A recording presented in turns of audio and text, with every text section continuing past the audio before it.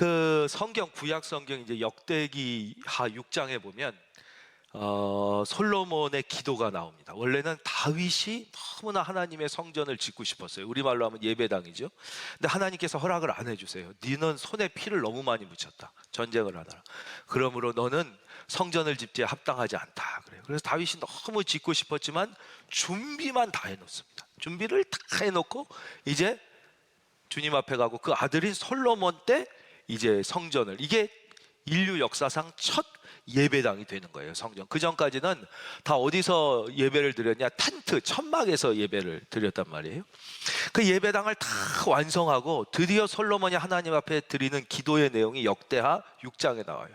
그럼 거기에 보면 어떤 기도가 나오냐? 하나님, 감히 제가 지은 이 성전이 어떻게 하나님을 여기 계시라고 하겠습니까? 하늘과 하늘의 하늘, 온 우주도 하나님을 감당할 수 없는데 하나님은 어느 곳에나 계시지 않습니까?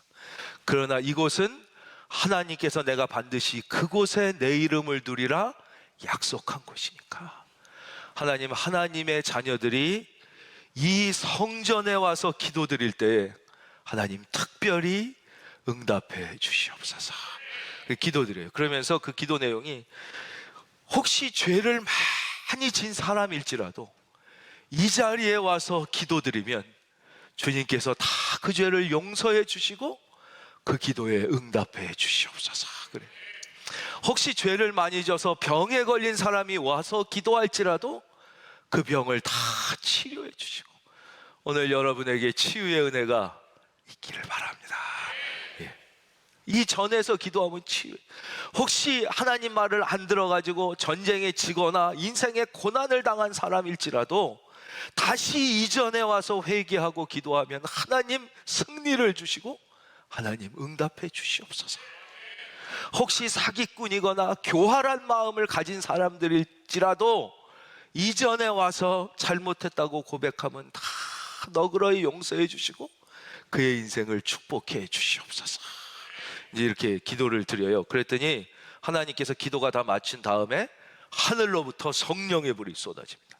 그래서 그 앞에 드렸던 모든 제단의 제물을 다 사르시는 거예요. 그리고는 온 성전의 여호와의 영광이 가득하게 차서 제사장들조차도 두려워 이제 엎드리게 되거든요. 이게 이제 하나님의 응답이 임하신 것이죠. 내가 꼭 그렇게 하겠다라는 응답이 임해. 그 다음에 이제 솔로몬이 소원이 뭐냐 그랬더니 지혜를 주십시오 하는 게 그 다음에 나오는 것이죠. 저는 이 말씀을 읽을 때 마음에 큰 용기가 생겼습니다. 우리가 다 하나님 앞에 흠이 많고 우리가 부족하고 죄가 있는 사람이라도 여러분이 성전에 나와 기도하면 하나님이 용서해 주시는 것입니다. 용서해 주실 뿐만 아니라 하나님께서 여러분의 기도를 들으시고 하나님께서 여러분을 위하여 일해 주시는 것이죠. 여러분을 위하여 싸워 주시고 여러분의 인생에 승리가 있기를 바랍니다. 이것을 어려운 말로 뭐라 그러냐? 하나님의 열심이라고 그러는 거예요. 그러니까 하나님의 열심이라는 단어를 이해하기 어려우시면 그냥 하나님의 사랑으로 바꾸시면 되는 거예요. 바로 이것이에요. 하나님의 사랑으로 나의 모든 죄를 용서해 주시고 나를 위하여 대신 싸워 주셔서 승리하게 해주시는 거예요. 이것을 좀 어려운 말로 하나님의 열심 이렇게 표현되고 좀 쉽게 하면 하나님의 사랑으로 하나님이 그렇게 해주신다는 것입니다. 우리가 그 말씀을 붙잡고 오늘 본문 15장 1절로 들어가겠습니다. 어떤 사람이 날이 왔습니다. 이 사람들은 믿는 사람들이었는데요. 그것은 5절을 보면은 알게 돼 있죠. 5절 보겠습니다. 바리사파 중에 어떤 믿는 사람들이 그랬어요. 자, 15장 1절로 다시 가겠습니다. 어떤 사람들이 유대로부터 내려와서, 유대는 어떤 곳이냐? 믿음이 시작된 곳이다. 믿음의 전통이 있는 곳이다. 이런 곳이 유대이죠. 유대로부터 내려와서 형제들을 가르치되 너희가 모세의 법대로 할례를 받지 아니하면 능히 구원을 받지 못하리라 그랬습니다. 이제 저를 봐주십시오. 이제 초신자들이 이제 굳은 마음을, 큰 결심을 하고 내가 이제부터 교회에 나가서 예수를 믿겠다. 그러면 반드시 시험거리가 따라오게 되어 있습니다. 그러니까 언제나 그렇습니다. 우리가 내가 이제 예수님을 제대로 믿고 내가 은혜 가운데 살아야겠다. 이렇게 은혜를 받고 결심을 하고 뭐 훈련을 하려고 그런다든가 믿음으로 주의를 지키려고 그런다든가 뭐 이렇게 하게 되면 반드시 늘 시험거리가 따라와서 그 사람을 방해하게 됩니다. 이것은 반드시 일어나는 것입니다. 왜냐하면 사탄이 가장 싫어하는 것이 두 가지가 있는데 그것이 무엇이냐? 구원의 은혜와 성령의 역사가 나타나는 것입니다. 사탄은 이것을 제일 싫어하기 때문에 그 어떤 사람이든 그 사람에게 구원의 은혜와 성령의 역사가 나타나려고 그러면 우는 사자와 같이 다니면서 그것을 반드시 방해하는 것이죠. 그래서 우리가 예수를 믿을 때 한 번 이 덫에 걸리게 되면 그 사람은 마치 다람쥐가 쳇바퀴를 도는 것처럼, 제가 어렸을 때는 그런 것들을 이렇게 놓고 팔았어요. 요즘엔 동물학대라 그래서 없어졌지만 이렇게 놓으면 이 동그란데 다람쥐가 들어있어요. 그럼 다람쥐가 막 이렇게 뛰어요. 그래도 이게 아무리 돌아도 못 가는 것처럼 한 번 이 덫에 걸리면 수십 년을 예수를 믿어도 은혜의 깊은 자리에 들어가지 못하고 큰 은혜를 경험하지 못하게 되는 것이죠. 믿음이 자라지를 않는 것이죠. 성령의 역사를 경험하지 못하는 것입니다. 근데 이런 시험거리들은 개인에게만 있는 것이 아닙니다. 가정에도 나타나고 교회에도 반드시 나타납니다. 특별히 어떤 침체된 교회에 구원의 역사가 일어나거나 성령의 역사가 일어나려고 하면 마귀들이 얼마나 무섭게 달려들어서 시험거리를 만드는지 모릅니다. 그것은 요새만 그런 게 아니에요. 2000년 전에도 똑같이 그랬다는 것입니다. 지금뿐만 아니라 2000년, 바로 오늘도 성경에 보면 그런 일이 일어납니다. 어떤 사람들이 와서 뭐라 그럽니까? 형제를 가리키되 너희가 모세의 법대로 해야 된다는 것입니다. 지금 이방인들이 예수 믿고 은혜 받고 성령의 역사가 일어나고 막 얼마나 좋은 일이 일어났습니다. 그것을 와서 간증하니까 막 다 은혜 받고 기뻐하고 행복했지만 중요한 것은 모두가 다 기뻐한 것은 아니었다는 것이죠. 모두 다 은혜 받고 좋아한 것은 아니었습니다. 그것이 못마땅한 사람들이 있었습니다. 그것이 기분 나쁜 사람들. 즉 우리가 이제 늘 개인도 그렇고 이 어떤 인생도 그렇고 어느 분이 쓴 책을 봤어요. 그랬더니 모든 게 엄청나게 빨리 변하잖아요, 세상이. 그러나 500년 후에도 절대 변하지 않는 것을 예언하겠다 그랬어요. 그게 뭐냐? 500년 후에도 사람들은 왜 불행한가? 이유는 딱 두 개, 시기심과 탐욕 때문에 불행할 것이다. 지금이나 500년 후나 시기심과 탐욕만 없으면 인생은 다 행복한 거예요. 그래서 그건 2000년 전이나 지금이나 마찬가지였던 것이죠. 모든 좋은 일이 일어날 때 같이 좋아하는 게 아닙니다. 이유는 이제 온갖 이유를 다 대지만 하여튼 그래가지고 싫어한 거예요. 초대교회에도 똑같은 일이 일어난 것입니다. 얼마나 기쁘고 이렇게 놀라운 일인데 이 사람들이 와가지고 법대로 안 하면 안 돼. 니들 왜 다 그 구원받게 하고 뭐 성령 역사 일어나 할래 왜 안 시켰어? 너 이거 심각한 문제야. 뭐 이렇게 된 거예요. 이게 얼마나 초대교회의 심각한 문제였냐면 2절 보겠습니다. 바울과 및 바나바와 그들 사이에 적지 아니한 다툼이 일어났습니다. 그리고 변론이 일어나게 된 것이죠.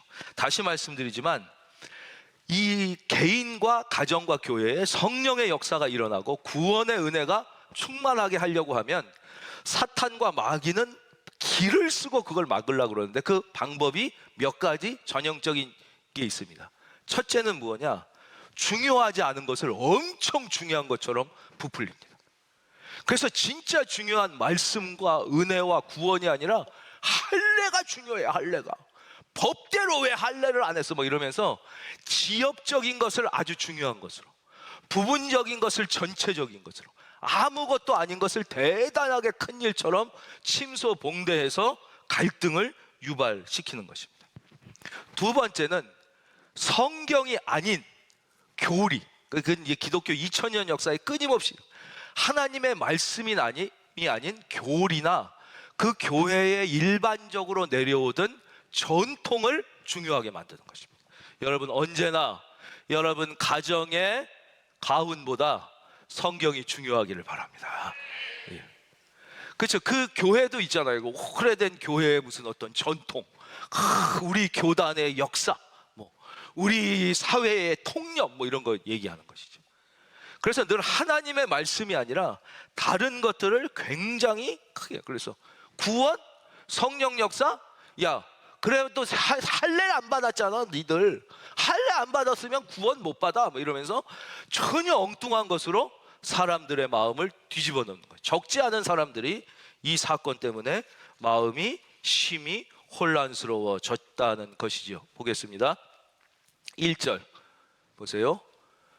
모세의 법대로 할례를 받지 않느냐면 능히 구원을 받지 못. 구원 못 받아 그거. 이렇게 했더니 아주 많은 사람들의 마음이 혼란스러워진 것이죠.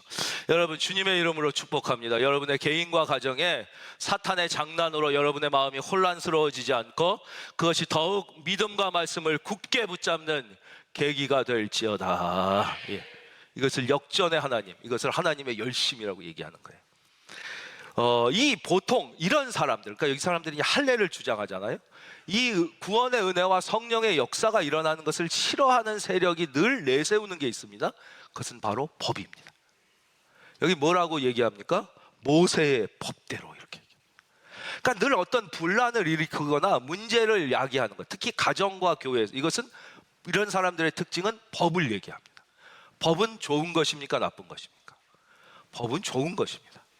법이 있어야지 질서가 지켜지겠죠. 법이 나쁜 것이 아닙니다. 그러나 법은 무언가를 못하게 막을 수는 있지만 더 좋은 것을 하게 할 수는 없습니다. 법이 나쁜 것은 아니라도 언제나 법보다 은혜가 좋은 것입니다. 그래서 하나님이 친히 창조하신 기관은 딱 두 가지뿐이 없다고 그랬잖아요. 나라도 다 사람이 만든 거잖아요. 국가도 바로 가정과, 그렇죠? 아담과 하와를 통하여 가정을 가장 소중한 곳이에요. 가정이. 또 한 곳이 교회라고 그랬어요. 십자가 보혈을 통하여 예수님께서 내 교회를 세우셨단 말이에요. 여기에 법이 개입하는 순간 그 가장 좋은 것은 반드시 무너지게 됩니다. 보십시오.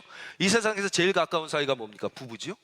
부부 사이에 법이 개입하는 순간 부부는 더 이상 부부가 아니라 이건 남보다도 못해요. 원수가 됩니다. 피를 나눈 형제처럼 가까운 사람이 어디 있습니까? 형제들이 보면 가끔 고사하는 경우가 되죠. 법에 호소해요. 무슨 유산 때문에 뭐 그러는 순간 이미 형제는 아닙니다. 뭐 형제 남보다도 더 원수가 됩니다. 그렇죠? 예. 그러니까 법은 좋은 것이라도 진짜 은혜가 지배해요. 가정은 은혜가 지배하는 곳이죠. 이걸 사랑이 지배한다고 바꿀 수 있는 거예요. 그렇죠?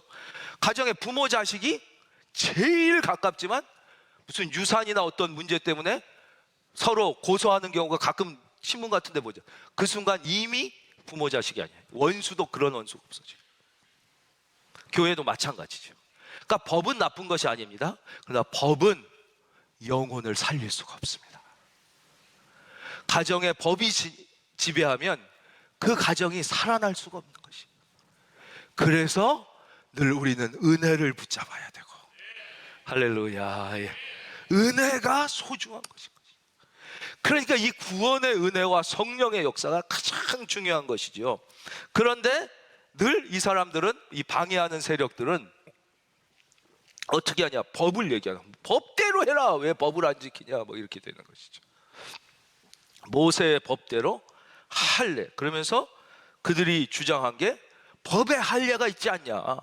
그러니까 이 할례를 안 하면 니들은 구원받지 못한다. 뭐 아무리 무슨 성령 받고 무슨 예수 믿어도 구원 못 받는다. 이렇게 얘기하게 된 것입니다. 그렇다면 할례는 뭔가를 우리가 좀 알아야 이 사람들의 주장을 이해할 수 있을 거 아니에요. 이 법대로 안 하면 구원 못 받는다. 법이 중요하다. 할례를 왜 안 받냐? 그러니까 할례가 뭔가 하는 것이죠. 할례가 제일 처음에 시작된 것은 바로 아브라함 때입니다. 우리가 믿음의 조상이라고 하는 아브라함 때 하나님께서 처음 할례를 명령하시는데요. 그 내용이 창세기 17장 9절에 나옵니다. 하나님이 또 아브라함에게 이르시되 그런즉 너는 내 언약을 지키고 내 후손도 대대로 지켜라. 내 말씀을 지켜라. 10절. 그러기 위하여 너희 중 남자는 다 할례를 받아요. 할례가 뭐예요? 포경수술이에요. 한마디로. 예. 포경수술이에요. 그러니까 전 세계 남자 중에 할례 받는 사람은 원래 유대인뿐이 없습니다. 근데 우리나라 사람들 거의 남자들 뭐 할례 하잖아요. 포경. 뜻도 모르고 하는 거예요. 그냥 건강에 좋다고 그러니까 딱 하는 거예요. 그 의미가 어디서 시작됐는지도 모르고 그냥 가가지고 의사들한테 포경수술 받는 거예요. 그래서 세계인들이 목욕탕에서 한국 사람 만나면 다 묻잖아요. 너 유대인이냐? 이렇게 묻잖아요. 한국 사람이라고 하면 깜짝 놀라요. 근데 왜 이거 했냐? 그 뜻을 알고 물론 하는 사람들도 있지만 거기서부터 처음 시작된 거예요. 이제 그 다음에 이게 위생에 좋다 뭐 이런 게 나타나요. 하나님이 그럼 안 좋은 걸 우리에게 시키겠습니까? 다 하나님이 말씀하시는 건 다 좋은 거예요. 다 좋은 거예요. 그렇잖아요. 나쁜 걸 시키겠냐고요. 근데 나중에 보니까 원래 의미는 위생에 좋으라고 한 것은 아니에요. 그 증표로 표시를 하는 게 뭐냐면 그러니까 요즘에 젊은 사람들 중에 그런 거 있죠. 너무 우리가 사랑하는데 사랑을 확인하기 위해서 문신을 새기자. 그래서 문신 새기는 사람 진짜 있어요. 나는 김선영만 사랑한다. 김선영. 나는 뭐 누구만 이렇게, 그렇죠. 그리고 결혼은 딴 사람이랑 하고 뭐 이러더라고. 그런 거예요. 왜냐? 그때는 아직 하나님의 말씀인 성경이 기록되기 전입니다. 그러니까 하나님과 아브라함과의 약속을 맺었지만 이것을 뭔가 증명할 표시와 사인이 필요한 거예요. 그러니까 어디다 해야 돼요? 몸에 하는 거예요. 몸에 함으로써 나는 오직 하나님만 의지하고 살겠습니다. 뜻이 뭐냐? 이게 제일 중요해요. 오늘 이 말씀을 기억하셔야 되는데, 하나님만 의지. 다 따라하겠습니다. 하나님만 의지. 세상을 의지하지 않고 내 생각과 판단력과 무슨 경험과 이런 게 아니라 하나님만 오직 의지하겠습니다. 그 표시예요. 그럼 하나님은 나는 반드시 너를 지키고 보호하며 너에게 가장 좋은 것으로 축복하겠다. 이 하나님께서는 사랑으로 함께 하시겠다는 것을, 계약을 맺는 것을 몸에 새긴 것이었단 말이에요. 그런데 이 늘 문제는 뭐냐? 모든 종교의 위기와 가정의 위기는 뭐예요? 내용은 사라지고 형식만 남을 때 위기가 오는 거예요. 그 정신은 사라지고 형식만 남아. 그게 모든 종교의 위기고 모든 가정의 위기예요. 자, 보세요. 가정의 가장 중요한 정신이 뭐예요? 내용이 사랑이잖아요. 사랑은 다 사라지고 혼인 신고만 남았다. 이건 이미 가정은 무너진 거예요. 내용인 사랑이 중요한 것이죠. 그렇죠? 모든 종교가 그래요. 이 내용은 뭐냐? 나는 하나님만 의지하겠습니다. 그러면 하나님께서는 영원히 나의 아버지가 되십니다. 이 내용과 이 정신을 약속한 표시로 할례를 한 건데, 이 정신과 내용은 다 없어지고 할례라는 형식만 남아. 이제 무조건 할례만 하면 된다. 할례만 하면 하나님은 내 편이다. 이때는 뭐 내가 하여튼 어떻게 세상을 의지하든 뭐 하나님 뭐 예배 안 드리고 나 하고 싶은 대로 다 해도 하나님은 분명히 복 준다. 뭐 복만 받으면 된다. 이렇게 바뀐 것이죠. 그래서 하나님께서 이스라엘 백성들이 광야에 나갔을 때 할례를 못하게 금지하십니다. 왜? 광야에 나가서 한 게 뭐예요? 맨 불평하잖아요. 왜 고기는 안 줍니까? 불평하고. 왜 목마르게 합니까? 불평하고. 왜 잠자리가 이렇게 나쁩니까? 불평하고. 왜 큰 불평 원망만 하는 거예요. 예. 하나님만 의지하고 감사하겠다는 이 정신은 다 사라지고 할례만 했으니까 나를 왜 안 도와주십니까? 왜 내 편이 안 됩니까? 이러는 거예요. 할례를 아예 못하게 한 거예요. 그럼 할례를 못하면 무슨 문제가 생기느냐? 유월절 예배를 드릴 수가 없어요. 유월절 잔치. 그러니까 유월절은 무슨 뜻이냐? 이게 우리말로 해서 어려워요. 영어로 하는 게 훨씬 쉬워요. 패스 오버. 패스란 말은 다 아시잖아요. 패스. 오바, 끝났다, 오바, 뭐, 그죠? 그러니까 끝나서 넘어갔다는 거예요. 이렇게 넘어가. 그게 뭐예요? 하나님께서 애굽에 노예된 이스라엘 백성, 영적으로 치면 죄와 사탄에 노예된 우리죠. 를 해방시켜 주시고자 이제 애굽 왕이긴 바로에게 내 백성을 해방시켜라. 그럼 그들이 가서 나에게 예배드리겠다. 이렇게 했어요. 그랬더니 바로가 웃기시네. 무슨 하나님이 눈에 보이지도 않는데 어디 있어? 왜 예배해? 내 노예가 내 말에 복종해야지. 무슨 하나님? 웃기고 있네. 그런 거 없어. 그래가지고 더 핍박하잖아요. 그러니까 하나님께서 10가지 재앙을 내리시잖아요. 그게 피 재앙, 개구리 재앙, 이 재앙, 파리 재앙, 뭐 악질 재앙, 뭐 재앙을 계속 내려. 근데 이 바로가 너무 권력이 강하고 힘이 세고 막 이러니까 끝까지 완악한 마음을 갖고 있는 거예요. 그래서 마지막 10번째 재앙이 뭐예요? 하나님께서 니들이 끝까지 나의 말을 듣지 아니하면 내가 살아있는 모든 것, 가장 권력이 센 황제부터 미물에 이르기까지 장자는 다 죽이겠다. 생명의 권한을 내가 갖고 있음을 보여주겠다. 그러나 내 말에 순종하여 집 문설주마다 양의 피를 바르면, 이게 바로 예수 그리스도의 십자가 보혈의 예표예요. 그래서 세례 요한이 신약에 보면 뭐라 그래요? 예수님 보고 보라, 세상 죄를 지고 가는 하나님의 어린 양이로다 그러는 거예요. 그 양의 피를 바르기만 하면 다 그 집은 죽이지 않고 패스 오버, 넘어가겠다. 유월, 그 넘어간다는 뜻이에요. 월담 그러잖아요. 담을 넘어간. 그게 유월절이에요. 그래서 이것은 하나님의 심판과 승리를 나타내는 가장 중요한 구약의 사건이에요. 이것을 전 우주적으로 이루신 게 예수님의 십자가의 죽음과 부활로 우리를 모든 죄에서 자유케 하신 거거든요. 근데 이 유월절을 못해요. 할례를 받지 않으면. 그러니까 이들의 마음이 불안하죠. 하나님의 심판에서 우리가 노임을 받고 하나님의 백성이니까 승리를 약속하는 사건을 못하게 하니까 막 불안해하는 거예요. 왜냐? 정신과 내용은 사라지고 형식만 남았을 때 하나님이 그것을 허락지 않으셨던 거죠. 그런데 드디어 하나님이 어느 날 갑자기 모든 남자는 할례를 행하라 하고 명령을 내리셔요. 그게 언제였냐? 바로 여러분들이 잘 아시는 여리고, 그 여리고 성 바로 앞에 딱 왔어요. 이제는 전쟁을 해야 돼요. 그 당시 여리고는 세계 최강 제국이에요. 우리로 치면 러시아예요. 핵무기를 갖고 있었어요.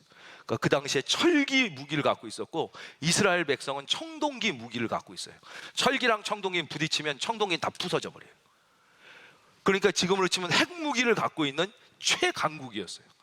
그 앞에 딱 섰는데 하나님께서 이제 모든 남자는 할례를 행해라 그래요. 여러분 지금 포경수술 해보셔서 알겠지만, 결혼한 분들은 아들 낳으시면 다 알지만, 요즘 현대의학으로 항생제 먹고 진통제 먹어도 한 번 수술하면 일주일 동안 꼼짝도 못합니다. 그 옛날에 이거 한 번 하면요, 보통 21일에 최하 보름은 꼼짝도 못하고 누워 있어야 되는 거예요. 그때 여리고에서 내려오면 다 죽는 거예요. 다 죽는 거예요. 근데 하나님이 바로 그때 할례를 행하라고요. 왜 그래요? 너희가 나만 할례의 표시가 뭐라고 그랬어요? 오직 하나님만 의지하겠다는 거 아니에요. 하나님만 의지하겠다는 표시거든요. 근데 니들 좋을 때는 뭐 의지하는 것처럼 하고 뭐 날 도와주니 이러다 진짜 위기 때는 네 생각대로 하면 그게 무슨 믿음이냐는 거예요. 여러분, 어려울 때 믿음이 그것이 믿음입니다. 좋을 땐 누가 못 믿어요? 좋을 때는 누가 못하냔 말이에요. 그렇죠? 다 하는 거죠. 그럴 때는 나에게 유익이 돼서 하는 건 누가 못하겠냔 말이에요. 그렇죠? 나에게 도저히 세상적으로 볼 때 너무 큰 손해와 위기인데도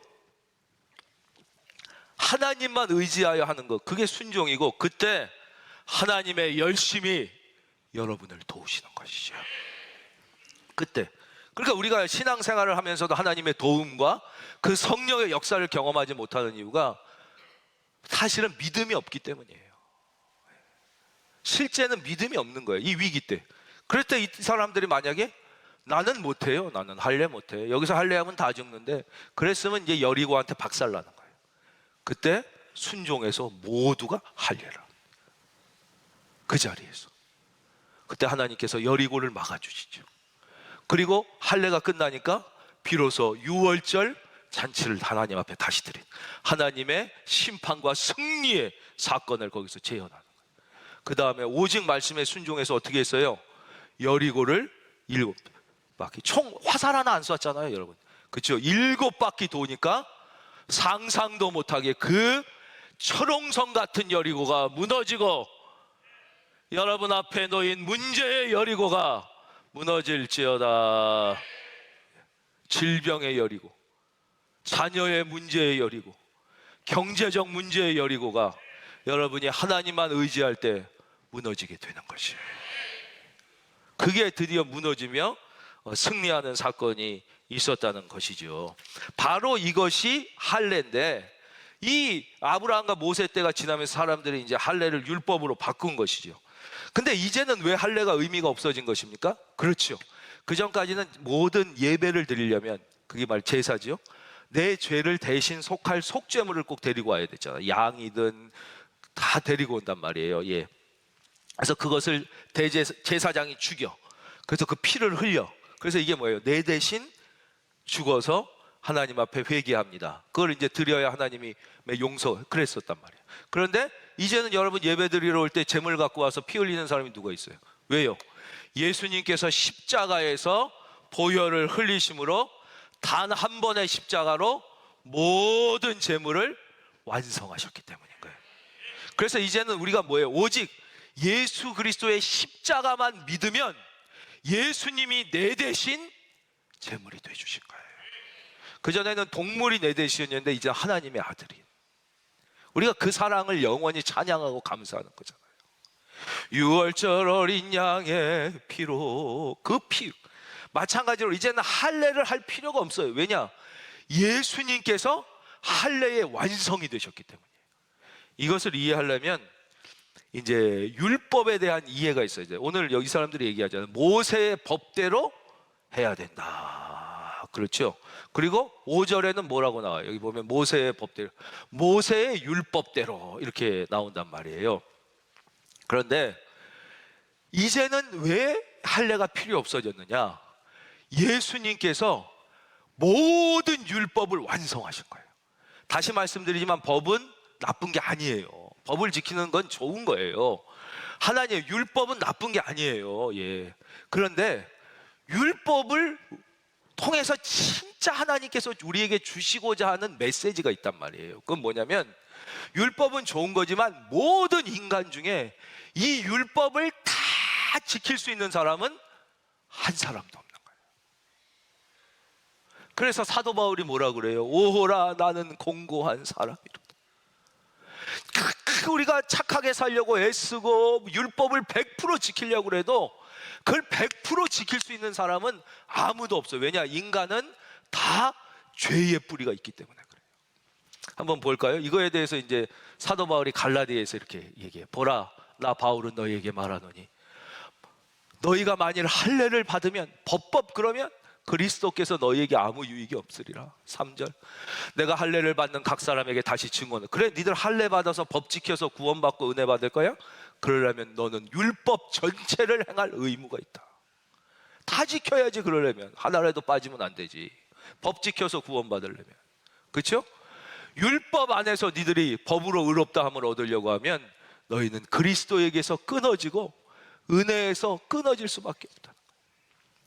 그 왜 그래요? 모든 인간은 누구나 다 아무리 애써도 율법을 100% 지킬 수 없어요. 그런데 인류 역사상 딱 한 사람 율법을 100% 지킨 분이 있어요. 누구실까요? 그렇죠, 예수님 한 분이신 거예요. 예수님은 하나님이시기 때문에 그러실 수 있으셨던 거예요. 그래서 예수님이 뭐가 됐어요? 율법의 완성을 이루셨기 때문에 이제 우리는 모두 율법으로부터 자유로워서 예수의 그 보혈의 공로를 의지하면, 할렐루야, 하나님께서 너희들이 율법을 완전하게 행한 자로 인정해 주신다는 거예요. 이것이 은혜예요, 은혜. 그런데도 이제 안 되면 이렇게 계속. 그래서 그리스도인들은, 여러분 이 말씀을 잘 들으셔야 되는데, 착하게 살려고 노력할 필요가 없어요. 더 정확하게 얘기하면 사람들이 스스로 오해하는 건데, 착하게 보이려고 노력할 필요가 없다는 거예요. 실제로 내 안에 그런 믿음과 사랑도 없으면서 내가 예수 믿는 사람이니까 착하게 보이려고 만약에 누가 날 괴롭히고 막 그럴 때 막 억지로 참아. 근데 사실은 참는 게 아니라 뭐예요? 벨르고 있는 거예요. 그래서 애들한테도 엄마가 그러죠. 엄마가 한 번 참았어, 엄마가 2번 참았어. 그건 참은 게 아니에요. 용서했으면 잊어먹어야 돼. 그 벨르고 있는 거예요. 엄마가 3번 참았어, 4번째 넌 이제 죽어, 3번까지 몰았어. 우리가 그런 거예요.